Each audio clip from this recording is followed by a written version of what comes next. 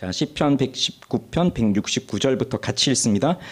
여호와여, 나의 부르짖음이 주의 앞에 이르게 하시고 주의 말씀대로 나를 깨닫게 하소서.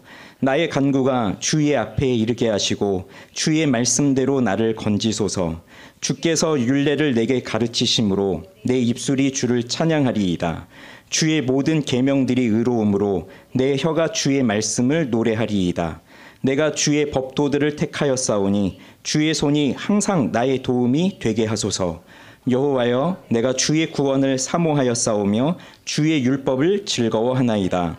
내 영혼을 살게 하소서. 그리하시면 주를 찬송하리이다. 주의 규례들이 나를 돕게 하소서. 이른 양같이 내가 방황하오니 주의 종을 찾으소서. 내가 주의 계명들을 잊지 아니함이니이다. 아멘. 이 시편 119편은요 길어요. 그래서 한 장 자체로 봤을 때 성경에 있는 장 중에 가장 긴 장이고요. 성경에서 가운데를 딱 펼치면 이 119편이 나온다고 할 정도로 그 중앙에 또 위치해 있습니다. 그런데 이 시편 119편은요 답관체라고 하는 형식을 갖고 있는 시예요. 답관체가 뭐냐면 히브리어 알파벳이 22개가 있습니다. 영어 알파벳은 A, B, C, D 이런 식으로 있는 것처럼, 또 우리말은 기역, 니은, 디귿 이렇게 있는 것처럼 히브리어 알파벳이 이렇게 쭉 있는데 전부 22개예요. 그 22개의 알파벳을 순서대로 8절씩 해서 순서대로 한 거예요. 그래서 1절부터 8절은 우리식으로 하면 기역으로 시작되는 단어, 그 다음에 9절부터 16절은 니은으로 시작되는 단어, 이런 식으로 해서 이제 전부 그 22개 8절씩 해서 176절로 되어 있는 시가 119편입니다. 이런 형식의 시가 119편만 있는 건 아니에요. 이제 주요한 시들이 이런 식으로 지어져 있는데 왜 그런가 하면요, 크게 두 가지 이유가 있습니다. 첫째는 우리는 금방 잊어버리잖아요. 말씀을 듣고도 잘 잊어버립니다. 그런데 이런 형식으로 갖게 되면 기역으로 시작하는, 그 다음 니은으로 시작하는 이런 식으로 하면 우리가 잘 외울 수가 있어요. 그래서 잊어버리지 않도록 그런 형식으로 주요한 시들이 기록되어 있고요. 또 하나의 이유는 알파벳 22개 중에서 한 글자도 빠짐없이 전부 다 들어가 있습니다. 그것은 하나도 빠짐없이, 즉 우리 삶의 모든 영역에서, 우리 삶의 모든 부분에서 하나도 빠짐없이 하나님의 말씀 없이는 우리가 살아갈 수 없다는 것을 강조해주는 그런 형식의 시가 되는 거예요. 그래서 이 119편은 너무나 아름다운 시입니다. 물론 우리가 우리말로 번역되어 있는 시를 읽어보니까 이제 이런 형식이라는 것을 잘 우리는 알 수가 없죠. 감흥이 없죠. 그렇지만 이 시는 히브리어 알파벳 순서로 되어 있는 시다. 이것을 기억하면 좋겠어요.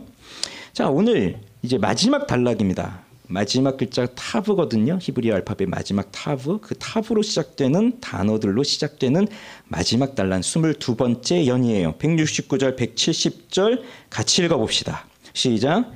여호와여, 나의 부르짖음이 주의 앞에 이르게 하시고 주의 말씀대로 나를 깨닫게 하소서. 나의 간구가 주의 앞에 이르게 하시고 주의 말씀대로 나를 건지소서. 자, 이 169절과 170절을 보면요, 병행구를 이루고 있는 걸 보게 됩니다. 가장 대표적인 형식이 또 이런 병행구절이에요. 이렇게 딱 대꾸를 맞춰서 이것과 이것, 이것과 이것 이렇게 맞춰가는 시 형식이죠. 그럼 보세요. 169절에 나의 부르짖음이라고 한 게 나오고 이것과 대꾸가 되는 게 뭐겠어요? 170절에 나의 간구가 되겠죠. 그 다음에 169절과 170절에 동시에 주의 앞에 이르게 하시고라고 하는 것이 똑같이 나오고 있습니다. 그런 다음에 169절엔 주의 말씀대로, 그리고 170절에도 주의 말씀대로 같이 이어지고 있죠. 그리고 맨 마지막에 169절에서는 나를 깨닫게 하소서라고 되어 있고 170절은 뭐로 되어 있어요? 나를 건지소서 이렇게 되어 있어요. 그러니까 같은 의미이지만 다른 단어들을 사용하면서 또 우리말 번역에서는 또 같은 말로 번역을 해놓기도 했어요. 그렇지만 또 같은 말로 번역했지만 히브리어가 또 같은 단어냐 그렇진 않아요. 또 다른 단어들이 사용되기도 해요. 그렇지만 의미를 맞춰간 겁니다. 그래서 나의 부르짖음, 그리고 나의 간구 이렇게 같이 맞춰가고 있는 거예요. 그러니까 지금 내 부르짖음이 주의 앞에, 즉 주님 얼굴 앞에, 주님 얼굴에까지 이르게 해달라. 나의 간구가 주님 앞에 이르게 해달라. 그걸 간구하고 있는 겁니다. 이 시인이 그걸 노래하고 있는 거예요. 119편에는 표제가 없습니다. 표제가 없으니까 저자가 누구인지가 밝혀져 있지 않아요. 그러나 거의 대부분의 이제 성경학자들은 이 시는 다윗의 시라고 보고 있습니다. 다윗의 시. 그러면 다윗은 우리가 아는 것처럼 하나님을 정말 사랑하는 사람이고 하나님의 마음에 합한 사람이죠. 하나님의 말씀을 너무나 사랑하는 사람이에요. 그리고 하나님 앞에 늘 기도하는 사람이 다윗이었습니다. 그러니 하나님의 말씀을 정말로 사모하고 그 말씀에서 벗어나지 않기 위하여 늘 애를 쓰며 살아가던 이 다윗, 이 사람은 간절히 기도하는 사람이에요. 간절히 기도하는 사람. 그러니 이 사람은 하나님을 향하여 부르짖고 있습니다. 부르짖고 있어요. 이 부르짖는다는 말은 감정을 담아서 큰 소리를 낸다는 거예요. 그냥 뭐 설렁설렁 소리만 낸다는 게 아니라 나의 마음을 실어서 내 감정을 실어서 큰 소리로 부르짖고 있는 걸 말하는 거거든요. 그런데 한번 생각해 보십시오. 자, 우리가 하나님의 말씀을 사모하면서 주님의 은혜를 구하면서 부르짖고 있습니다. 하나님께 부르짖고 있어요. 그런데 우리가 부르짖는 이 소리가 하나님 앞에까지 가지를 않는다면, 그래서 오늘 우리가 여기 이 자리에서 크게 부르짖었어요. 땀을 뻘뻘 흘리면서 부르짖었어요. 우리 찬양을 불렀잖아요. 땀이 흐르도록 눈을 감고 손을 들면서 간절하게 불렀는데 이 소리가 하나님 앞에 가지를 않는다면 그건 소용이 있는 일일까요? 아니죠. 그냥 우리끼리 울려 퍼지는 소리에 불과한 거예요. 그러니 우리가 간구를 하든 찬양을 하든 기도를 하든 부르짖든 그건 무엇 때문에 무엇을 목적으로 하는 겁니까? 하나님 앞에까지 가도록, 그래서 하나님이 그것을 들으시도록 그 목적을 가지고 우리가 부르짖는 거잖아요. 마음을 다해서. 그러니 우리가 하나님 앞에까지 나의 간구가, 나의 부르짖음이 하나님 앞에까지 도달하기 위해서는 우리가 어떻게 부르짖어야 될까요? 우리가 어떻게 하나님 앞에 간구해야 될까요? 두 가지가 필요합니다. 우선 첫째는 쉬지 말고 부르짖는 것이 필요해요. 쉬지 말고 부르짖는 거? 그럼 이건 무슨 말이냐? 그럼 하루 내내 24시간 내내 목이 쉬도록 큰 소리로 부르짖으라는 말입니까? 그걸 의미하는 건 아니에요. 그럼 무엇입니까? 매일매일 하나님께 기도하며 나아가라. 그 말입니다. 그러니 우리는 날마다 하나님께 기도해야 된다는 얘기예요. 날마다 하나님께 부르짖어야 된다는 얘기예요. 기도해야 된다는 얘기예요. 그런데 여러분 보십시오. 오늘도 기도하러 나왔습니다. 금요 기도회. 그리고 뭐 새벽에 새벽 기도하러 나오기도 합니다. 그리고 각자 정한 시간에 기도하고 있습니다. 그런데 우리가 그렇게 기도하지만 기도가 잘 될 때도 있고요. 또 기도가 안 될 때도 있어요. 어떤 날은 정말 아무 생각 없이 그냥 나왔는데 오자마자 마음이 녹아내리면서 마음이 하나님 앞에 쫙 열리면서 막 기도가 쏟아져 나와요. 그런 날도 있고요. 어떤 날은 막 벅찬 감정을 가지고 기도하러 나왔는데 여기 딱 앉았는데 기도를 시작하니까 갑자기 마음이 차갑게 탁 식어버리면서 무슨 말로 기도해야 될지 도무지 말이 나오지 않는 그런 때도 있어요. 그러니 우리는 기도 생활을 하다 보면 기도가 잘 될 때도 있고 안 될 때도 있습니다. 그런데 대체로 어떤가요? 정말 기도로 깊어진 사람 말고, 깊은 기도의 세계에 들어간 사람 말고 그냥 평범한 우리 신자들을 생각해 보면 보통 어떤가요? 기도가 잘 될 때가 더 많은가요? 아니면 기도가 잘 안 될 때가 많은가요? 기도가 안 될 때가 더 많지 않습니까? 기도가 잘 된다면 그분은 이제 기도의 깊은 세계에 들어가신 거죠. 그러나 아마 평범한 우리 신자들은 기도가 잘 안 될 때가 많아요. 그러면 기껏 기도하러 나왔는데 기도의 말이 떠오르지 않고, 기도하려고 눈을 감았는데 졸음이 쏟아지고 뭐 그럴 때가 있으면 우리는 이제 무슨 생각이 드냐면 그게 이제 반복이 된다고 해보세요. 그러니까 어쩌다 한 번이 아니라 그런 기도 생활이 반복이 된다고 해보세요. 그러면 우리 생각이 무슨 생각이 들어요? 이렇게 할 바에야 그냥 집에서 편히 쉬다가 내일 나오는 게 더 좋지 않을까? 뭐 이렇게 나와서 졸고 있느니 이렇게 나와서 진짜 한마디도 못하고 눈 감고 그냥 시간만 보내느니 잘 쉬고 다음 날 다시 기도하는 게 낫지 않을까? 이런 생각이 들어요. 이런 생각이 들면 우리 기도 생활을 멈추기 시작합니다. 안 나가게 되는 거죠. 어차피 나가봐야 졸 건데 너무 피곤해요 지금. 금요일 저녁 피곤하지 않으세요? 어차피 나가도 힘든데 오늘 좀 쉬자. 그러면 사실 그러한 상태에 우리가 반복적으로 놓여 있다는 것은 기도를 회복해야 된다는 그 상태를 말해주는 것인데 자꾸 이런 것에 핑계를 대면서 기도하러 나오지 않는다는 것은 기도가 회복될 가능성이 거의 없다라고 보면 되겠죠. 그러니 하나님 앞에 부르짖는다는 것은요. 물론 우리가 기도할 때 뭐 꼭 큰 소리로 기도하는 건 아니에요. 작은 소리로 기도할 때도 있고 마음으로 기도할 때도 있어요. 그런데 이렇게 하나님 앞에 부르짖을 수 있다는 것은 하나님과 관계가 되어 있다는 것을 뜻하는 겁니다. 하나님과 관계가 끊어져 있다고 생각해 보세요. 하나님과 관계가 좀 서먹서먹해요. 그리고 뭔가가 끼어들어와서 벽이 쌓여져 있는 것처럼 장애물이 놓여 있는 것처럼 그렇게 되어 있다고 해보세요.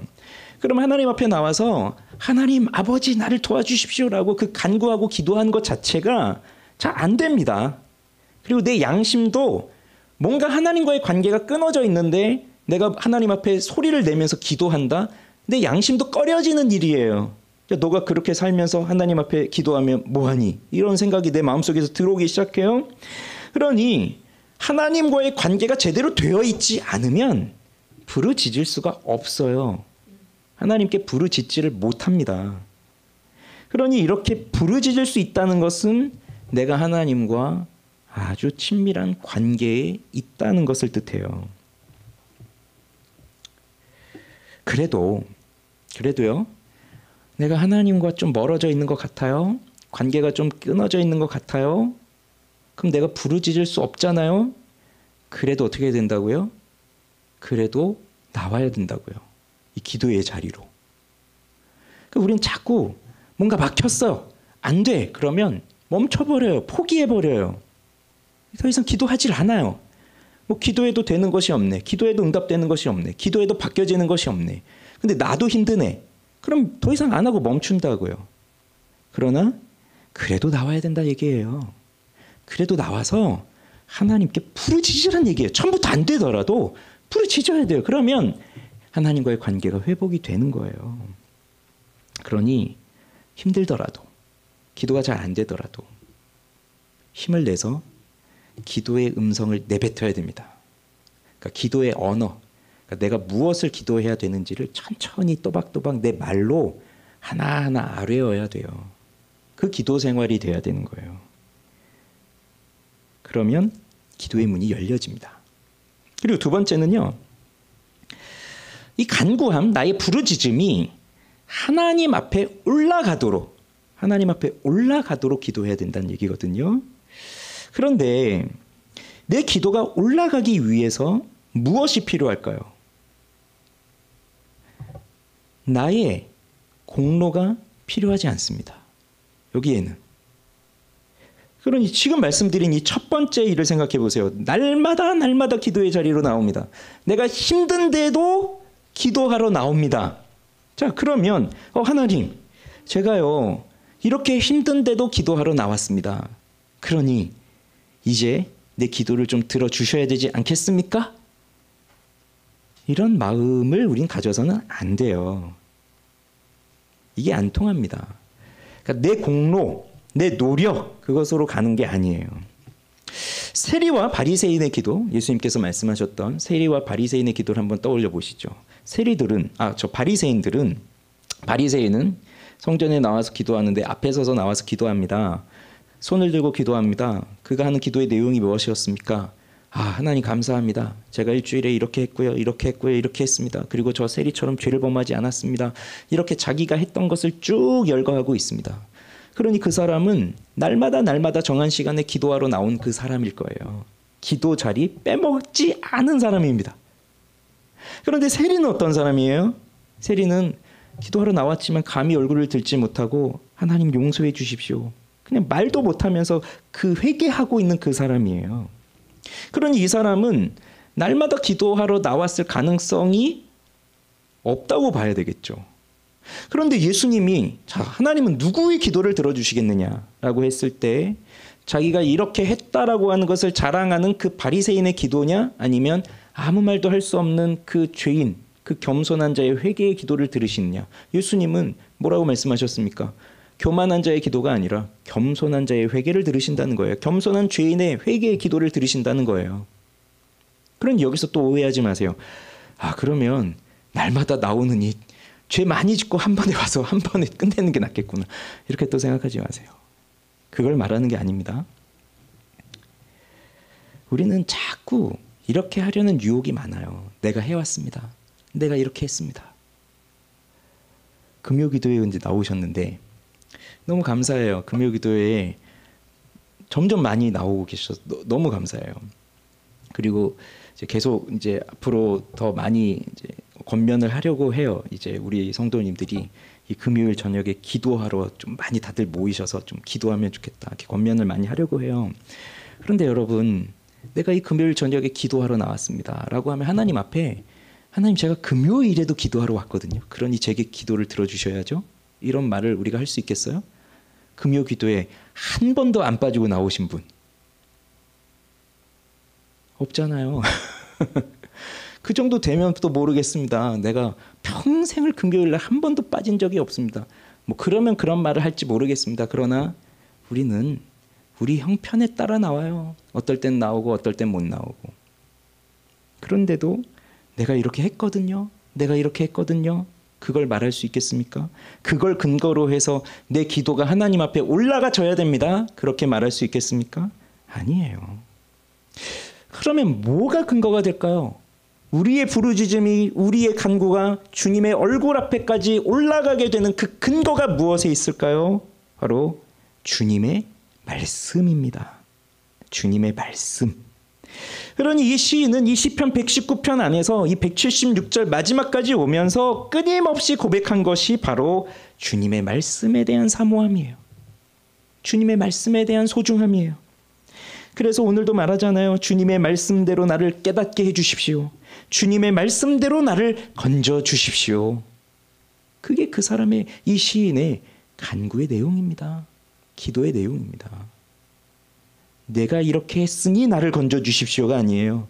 내가 이렇게 살아왔으니 나를 건져내 주십시오가 아니에요. 주의 말씀대로 나를 살려주시고 주의 말씀대로 나를 깨닫게 하시고 주의 말씀대로 나를 건져내 주십시오.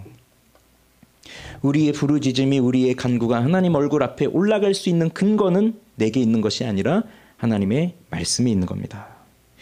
이렇게 주님 앞에 간구하는 시인의 입술이, 시인의 혀가 무엇을 하는지를 이제 보십시오. 171절, 172절입니다. 같이 읽읍시다. 시작. 주께서 율례를 내게 가르치심으로 내 입술이 주를 찬양하리이다. 주의 모든 계명들이 의로움으로 내 혀가 주의 말씀을 노래하리이다. 그러면 이 171절, 172절도 함께 묶여 있다고 딱 보면 아시겠죠? 병행을 이루고 있죠? 하나로 묶여져 있죠? 그러면 나는 지금 뭘 하고 있습니까? 내 입술이 무엇을 하고 있나요? 내 입술이 주를 찬양합니다. 내 혀는 무엇을 하고 있나요? 주의 말씀을 노래합니다. 그렇게 하나님의 말씀을 근거로 하여 주님의 얼굴 앞에까지 내 부르짖음이, 내 간구가 올라가도록 그렇게 말씀을 사모하는 이 사람의 입술은, 이 사람의 혀는 지금 주님을 노래합니다. 주님을 찬송합니다.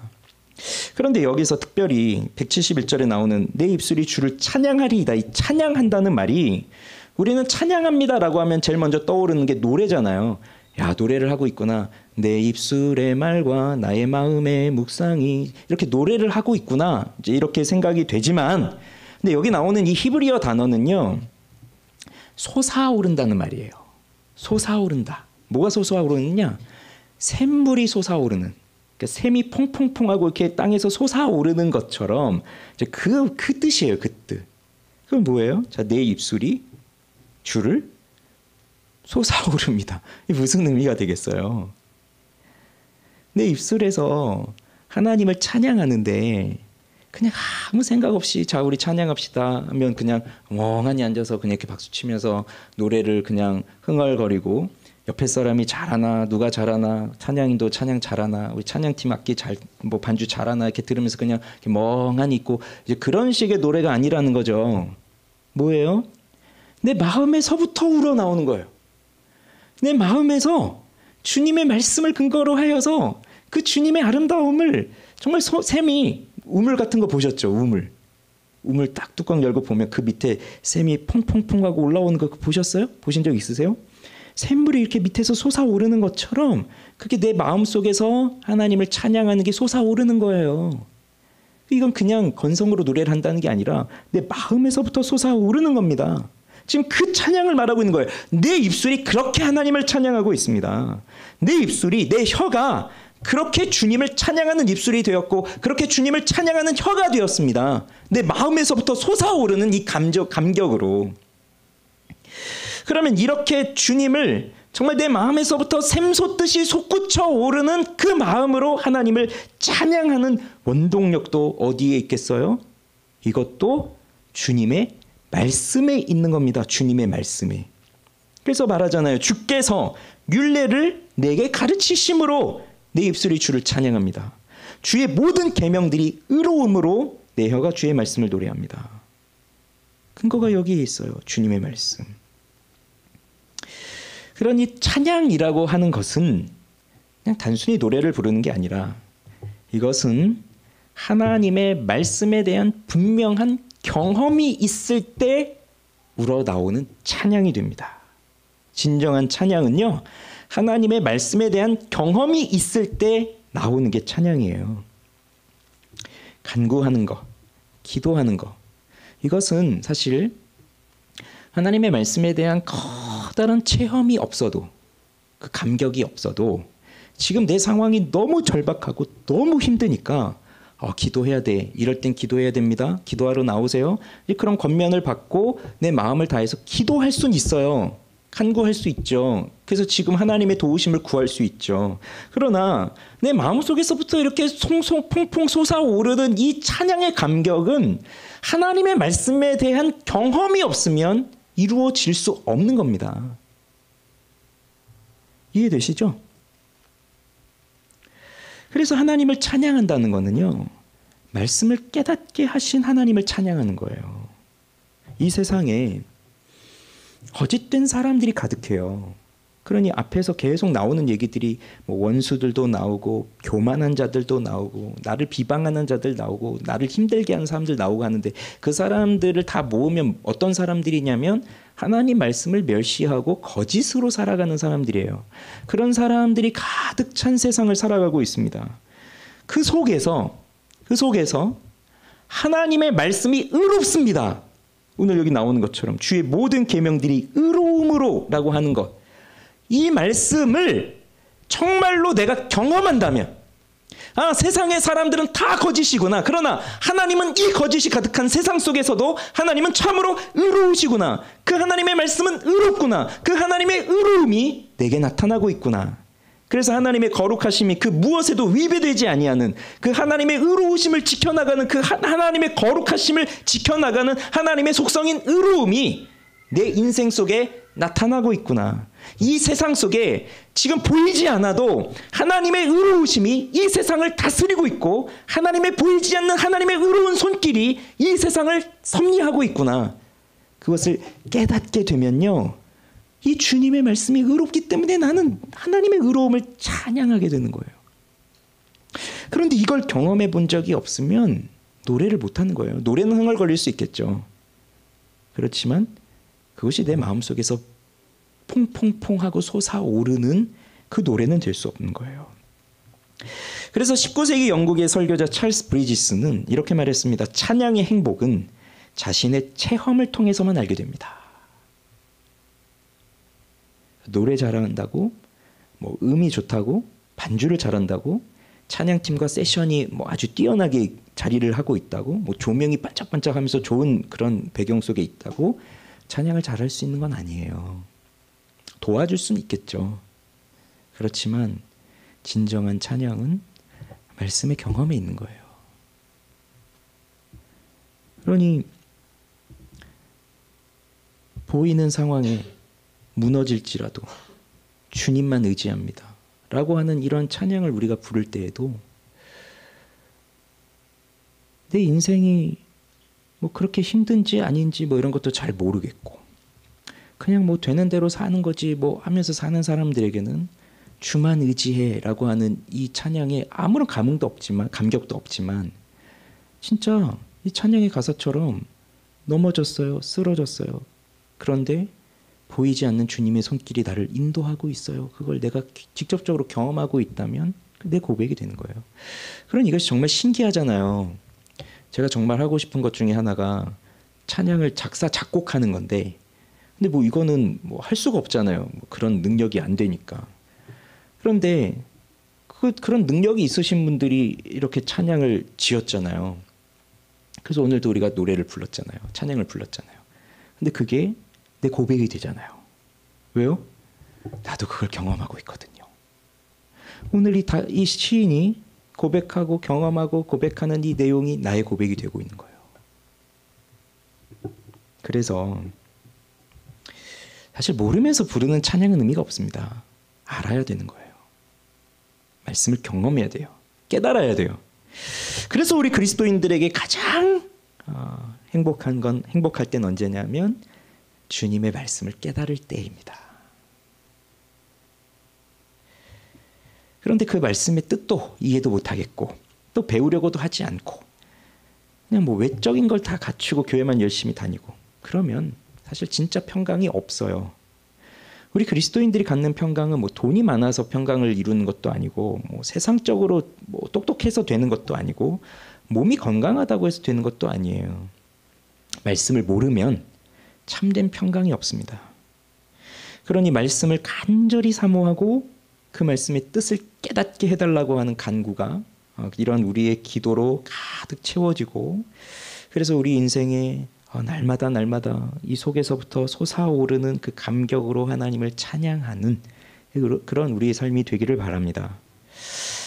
자, 그래서 이제 주님의 은혜를 찬양하는 이 시인이 이제 173절부터 한번 봐보세요. 173절부터 175절 읽어봅시다. 내가 주의 법도들을 택하였사오니 주의 손이 항상 나의 도움이 되게 하소서. 여호와여, 내가 주의 구원을 사모하였사오며 주의 율법을 즐거워하나이다. 내 영혼을 살게 하소서. 그리하시면 주를 찬송하리이다. 주의 규례들이 나를 돕게 하소서. 오늘 이 시인의 고백을 보면요, 사모하고 있는 게 뭡니까? 주의 구원입니다. 주의 구원. 174절. 여호와여, 내가 주의 구원을 사모하였습니다. 주의 구원을 사모합니다. 그러니 이 사람은요, 여전히 고난 가운데 있어요. 박해와 조롱 가운데 있습니다. 우리 그리스도인들이 이 삶을 살아가면서, 이 세상을 살아가면서 두 다리 쭉 뻗고 편하게 잠잘 수 있는 때가 언제쯤 올까요? 여러분 그렇게 살고 계십니까? 자, 저를 보세요. 여러분 그렇게 살고 계십니까? 어젯밤 어떻게 주무셨나요? 아무 걱정 없이 두 다리 쭉 뻗고 야, 여기가 천국이야 그러면서 주무셨습니까? 아니면 뭔가 마음을 괴롭게 하고 아프게 하는 일이 있어서 또 내일이 되면 이걸 어떻게 헤쳐나가야 될지 도무지 모르겠어서 그래서 정말 다리는 뻗었을지 몰라도 마음의 다리는 뻗어지지 않는 그렇게 웅크리고 살아가는 그런 잠을 주무셨습니까? 언제쯤 우리는 두 다리 쭉 뻗고 편하게 살 수 있는 그런 인생을 이 땅에서 살아갈 수 있을까요? 그런데 우리가 지금 가는 이 길은 좁은 길이라고 했잖아요. 좁은 길. 좁은 문으로 들어가기를 힘쓰라고 했잖아요.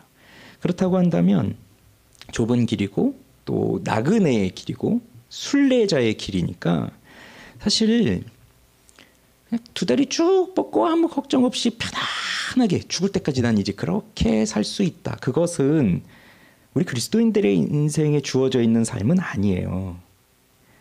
언제든지 우리는 고난과 핍박과 박해와 시련과 연단과 뭐 조롱과 비방하는 소리와 아니면 내가 저질러 놓은 내 죄에 대한 대가로 인한 그 십자가와 아니면 이 환경에서 주어지는 여러 상황과 뭐 다양하게 말할 수 없는 일들이 우리 앞에 늘 나타날 겁니다.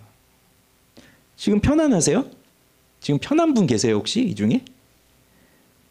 근데 어떤 분이 그러더라고요. 어떤 목사님이. 방학입니다. 이해되십니까? 이해 안 되는 표정이신데 지금 너무 편한다면요. 그건 방학이에요. 방학은 뭐죠? 계약이 있다는 거죠. 곧 계약한다는 거예요. 계약이 뭔데요? 또 고난이 온다는 얘기예요. 이제 이해되셨습니까? 혹시 지금 편안하신 분이 계시다면 그건 잠깐 있는 방학이고요. 그게 우리 죽을 때까지 늘 있는 편안함이 아니에요. 조만간 계약해서 이제 우리는 또 말할 수 없는 고난에 사로잡혀 산다는 거예요. 늘상 어려운 인생을 살아갈 수밖에 없다는 겁니다. 그러니까 여기서 우리가 사모해야 할 것이 뭐라고요? 주님의 구원이에요. 그러면 주님의 구원을 사모한다는 건 마치 이런 것 같잖아요. 아, 이 사람이 초신자니까 이제 주님 나를 구원해 주십시오. 이렇게 간구하는 것 같잖아요. 우리가 구원을 사모한다라고 했을 때. 그런데 그건 아니죠. 왜냐하면 이 시인이 오늘 이 119편의 저자를 다윗이라고 본다면 다윗이 아마 노년에 이 시를 썼을 텐데 그러면 다윗이 초신자입니까? 초신자가 아니잖아요. 이 이스라엘 공동체에서 가장 하나님을 잘 알고 가장 하나님과 친밀한 관계에 있고 가장 하나님의 말씀을 사랑하고 그 누구보다도 가장 뜨겁게 기도하는 사람이 다윗인데 그 사람도 주님의 구원을 사모하고 있다는 얘기예요. 주님의 구원이 아니면 나는 살아갈 수가 없습니다. 그 고백입니다. 그러니 나에게 있어서 가장 기쁘고 즐거운 일이 무엇입니까? 그것은 바로 주님의 말씀입니다. 주님의 율법입니다. 그걸 고백하는 겁니다. 그러면서 뭐라고 하냐면 내가 주의 법도들을 택했습니다. 173절에. 내가 주의 법도들을 택하였습니다. 말하잖아요. 우리가 살면서 결정해야 될 일들이 너무 많아요. 지혜가 너무 필요해요. 이럴 때 어떻게 해야 되나? 이럴 때 어떻게 해야 되나? 질문들이 너무 많아요. 그럴 때마다 우리는 세상의 지혜를 찾습니다. 세상의 방법들을 찾습니다. 세상에서 어떻게 해야지? 세상의 사람들은 어떻게 해야지? 그러면은 세상의 사람들이 제시해 주는 세상의 지혜들이 많아요. 이럴 땐 이렇게 해야 된다. 저럴 땐 저렇게 해야 된다. 그것들이 많아요. 그런데 지금 이 시인은 어떻게 결정을 했냐면 나는 주의 법도를 택하였습니다. 그러니 세상 사람들이 말하고 가르쳐주는 방법들을 택하는 것이 아니라 나는 주님의 방법을 택하였습니다. 주님의 법도를 택하였습니다. 그 말입니다. 세상의 사람들이 추구하는 지혜는 뭐겠습니까? 눈에 보여지는 일들을 다 해내는 거예요. 돈이든 무엇이든 다 해내는 거예요. 그렇지만 주님의 법도를 택하였다는 것은 무엇입니까? 세상의 방식, 뭐 돈이든 물질이든 세상의 방식으로 하지 않습니다. 그런데 주님의 법이 보이지 않을 때가 많아요. 그래서 주님의 법도를 택하였지만 세상에서는 그 사람을 보고 주님의 법도를 택한 사람을 보고 미련하다고 하는 거예요.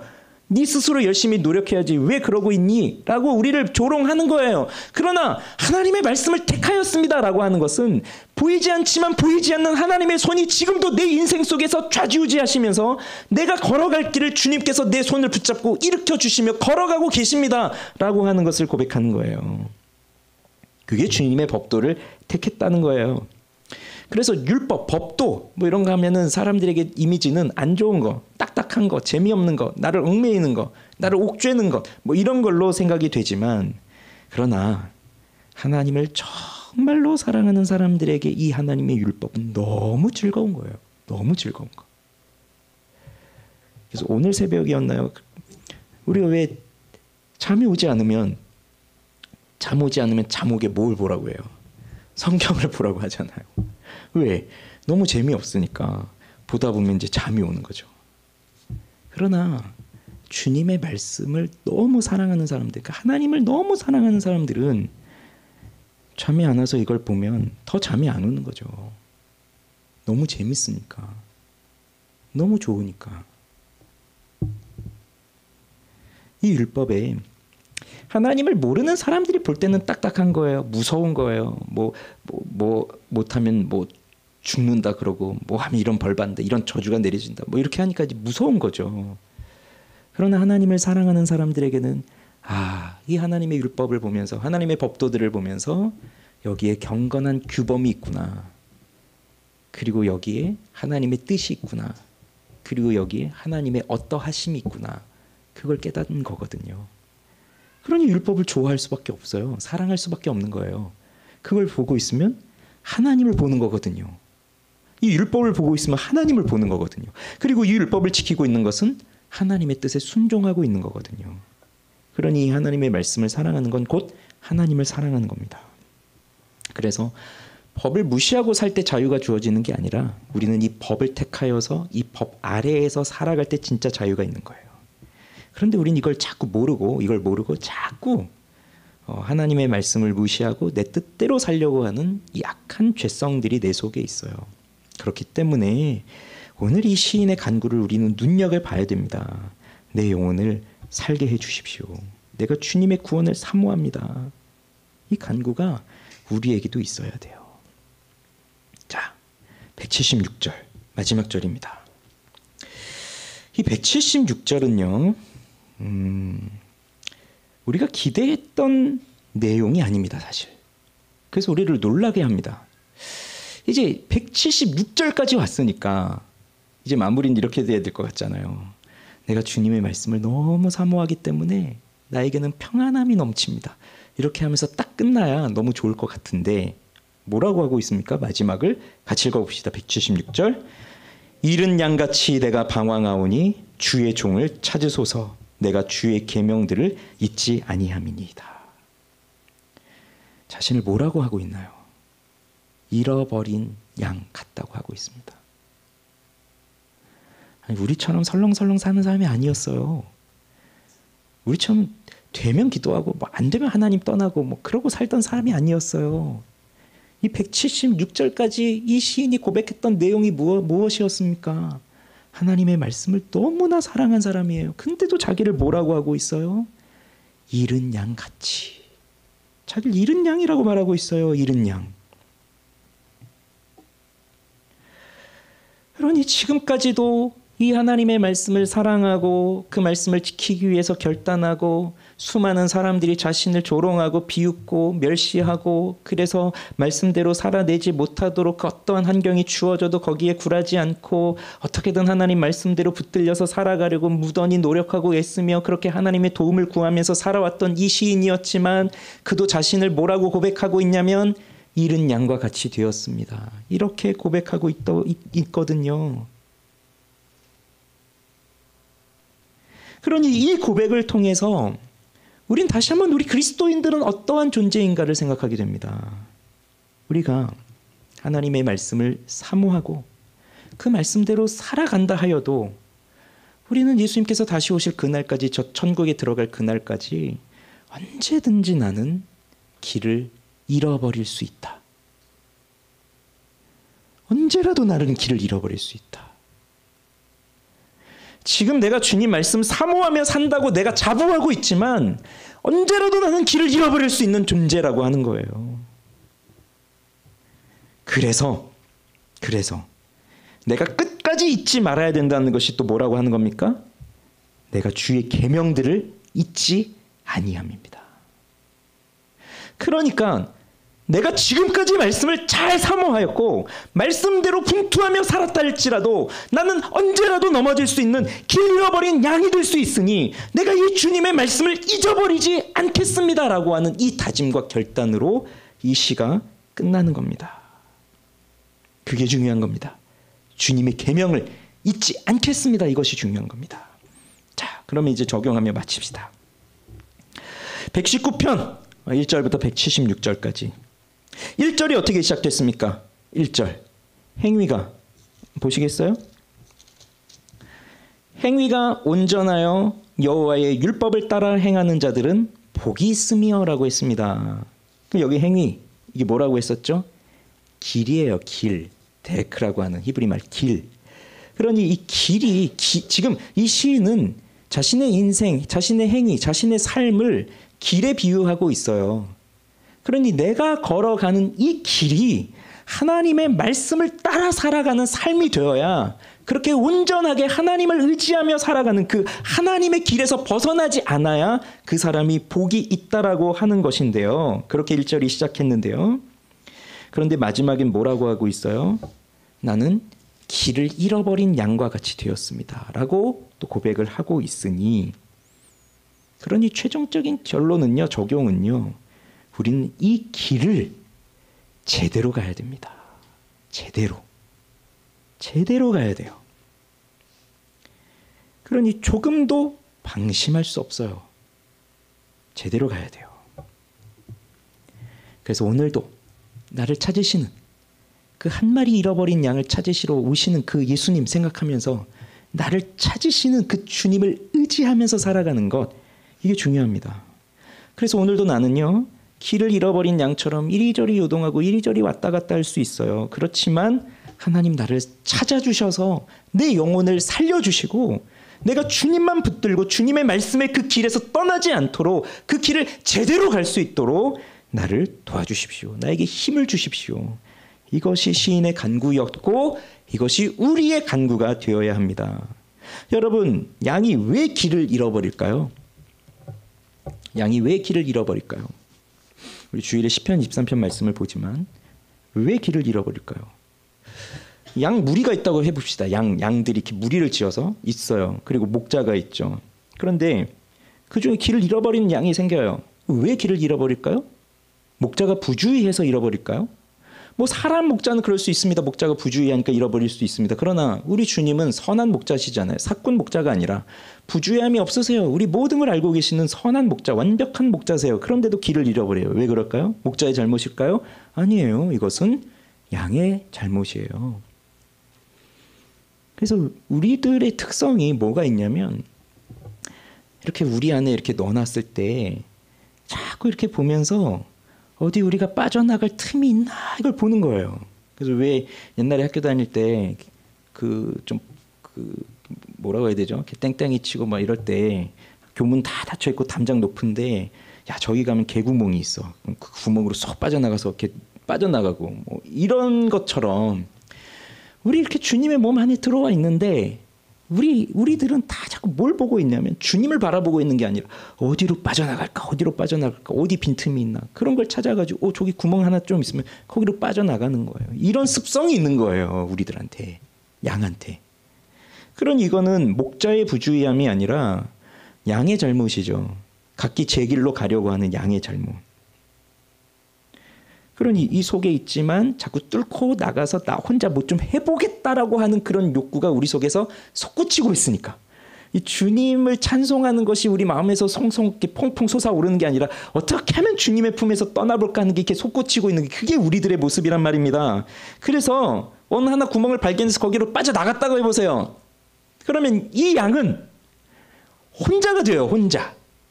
그러면 무슨 문제가 생길까요? 무슨 문제가 생길까요? 첫 번째, 푸른 풀밭 쉴만한 물가에서 벗어납니다. 우리 지난주에 봤던 푸른 풀밭 쉴만한 물가 벗어나요. 왜 벗어나요? 왜 자꾸 그 구멍을 찾아서 떠나는 건데요? 마음에 안 드는 거예요. 아니 하나님이 푸른 풀밭 쉴만한 물가 인도하신다고 해서 기껏 와봤더니 마음에 안 드는 거예요. 기준이 뭐예요? 자기한테 있으니까. 하나님은 우리한테 푸른 풀밭 쉴만한 물가를 약속하셨는데 무슨 사치스럽고 호화로운 걸 말씀하신 게 아니에요. 그러니 광야에서 이스라엘 백성들이 뭐를 먹었죠? 40년 동안? 만나를 먹었잖아요. 이상하게 하나님이 매일매일 재료를 바꿔가시면서 그 메뉴를 바꿔가시면서 주시는 게 아니라 40년 내내 만나만 주셨다니까요. 그러니 이 사람들이 어떻게 해요? 고기 먹고 싶다고 떼쓰잖아요. 그러니 고기를 또 주시네요. 그러면 소고기, 돼지고기, 양고기 뭐 종류껏 주셔야 되는데 메추라기만 주시네요 또. 우리의 이 끊어지지 않는 이 갈급함을 다 채워주는 그런 식으로 푸른 풀밭 쉴 만한 물가를 주시는 게 아니었던 거예요. 그래 자꾸 나가요. 그럼 나가니까 이제 또 어떤 일이 생겨요? 적의 공격을 받습니다. 늑대가 왔는데 무리가 섞여 있고 목자가 딱 지키고 있으면 공격을 쉽게 못하죠. 그런데 떨어졌어요. 무리에서. 혼자가 됐어요. 그러면 적들의 사냥감이 딱 되는 겁니다. 그래서 혼자서 씩씩하게 살지 말라는 거예요. 하나님 붙들고 하나님 말씀의 길에 서 있을 때가 가장 안전하다라는 그것을 가르쳐 주는 겁니다. 여러분 이 말씀을 들으면서 무슨 생각을 하셨습니까? 나는 말씀을 너무 사랑하는 사람이야. 나는 말씀을 너무 사모해. 이런 마음이 드십니까? 그렇지만 설령 그렇다 할지라도 오늘 이 시인의 고백을 보면요. 난 너무 형편없구나. 난 너무 부족하구나. 내가 잘하고 있다고 생각했지만 착각이었구나. 나도 지금 길을 잃었구나. 하나님이 나를 찾아내시지 않으시면, 하나님이 나를 도와주지 않으시면 나는 제대로 살아갈 수가 없구나. 그걸 깨닫지 않으십니까? 그래서 팀 켈러는 말합니다. 시편 119편은 성경을 가지고 무엇을 할 수 있을지에 관해 여러 가지 지침을 주는데 우선 읽고 공부하고 깨달아 알아야 합니다. 또 묵상하고 암송하며 따라 살아야 합니다. 아침 저녁으로 꼬박꼬박 말씀과 함께 시간을 보내야 합니다. 하지만 이런 노력을 기울인다 하더라도 하나님이 만나주지 않으시면 아무 소용이 없습니다. 하나님의 말씀은 살았고 역사하는 힘이 있어 외과 의사의 메스처럼 심령을 꿰뚫고 상처를 치유합니다. 성경이 진리임을 신뢰하지 못하거나 그런 안목이 없는 친구들에 둘러싸여 지내고 있다면 앞뒤 가릴 것 없이 일단 말씀을 읽는데 온 마음을 쏟으십시오. 정말 예리한 칼이라는 확신이 아직 없을지라도 상관없습니다. 참으로 날이 서 있다면 우리 상태와 상관없이 마음을 자르고 베어낼 것입니다. 말씀은 우리 상태와 상관없이 살아서 역사합니다. 상태 좋을 때만 말씀 보는 게 아니라 상태 안 좋을 때 더 봐야 돼요. 잃어버렸습니까? 길을 잃어버렸습니까? 말씀으로 돌아오십시오. 말씀에 대한 열정 잃어버렸습니까? 말씀으로 돌아오십시오. 주님이 우리를 바꾸십니다. 살리십니다. 구원하십니다. 그 은혜가 우리 모두에게 있어서 하나님의 말씀으로 이 세상을 변화시켜 갈 수 있는 그리스도인들이 되기를 바랍니다. 그렇게 우리가 살아가는 사람들이 되기를 바랍니다. 우리 찬양합시다.